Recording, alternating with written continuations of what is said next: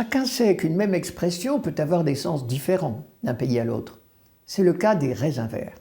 Partout, bien sûr, on imagine tout de suite une grappe de raisin. Mais encore. Et là, tout est affaire de culture.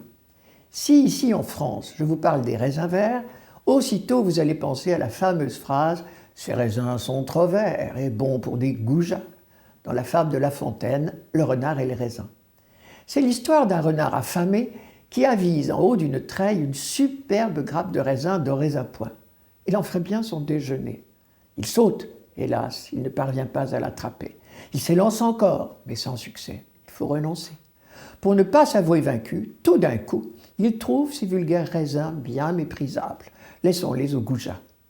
Mais c'est dans la Bible que je vous entraîne. Et il ne s'agit plus du tout de la même chose.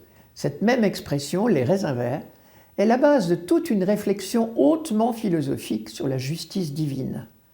À l'heure de la catastrophe, au VIe siècle avant Jésus-Christ, la conquête de Jérusalem par le roi de Babylone, Nabuchodonosor, et la déportation de toutes les forces vives du peuple en Mésopotamie, on se demande de quelle turpitude notre Dieu nous punit. Cette génération payerait-elle pour toutes celles qui l'ont précédée ? Un dicton se répand, les parents ont mangé des raisins verts et les dents des enfants en sont irritées.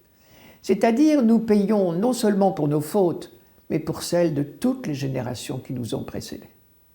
Deux prophètes de cette époque, Jérémie et Ézéchiel, vont prendre la parole très fermement contre cette idée. Non, ne répétez pas ce dicton. Non, on ne paye jamais pour les fautes de ceux qui nous ont précédés. Au contraire, chacun est rétribué pour sa propre conduite. Et Ézéchiel développe tout un raisonnement pour bien préciser que la justice est individuelle et non pas collective. Soit dit entre nous, ces deux prophètes imaginent que nos bonheurs et nos malheurs dépendent de notre comportement. Leurs successeurs iront plus loin et comprendront que Dieu ne punit jamais personne. Mais ceci est une autre histoire.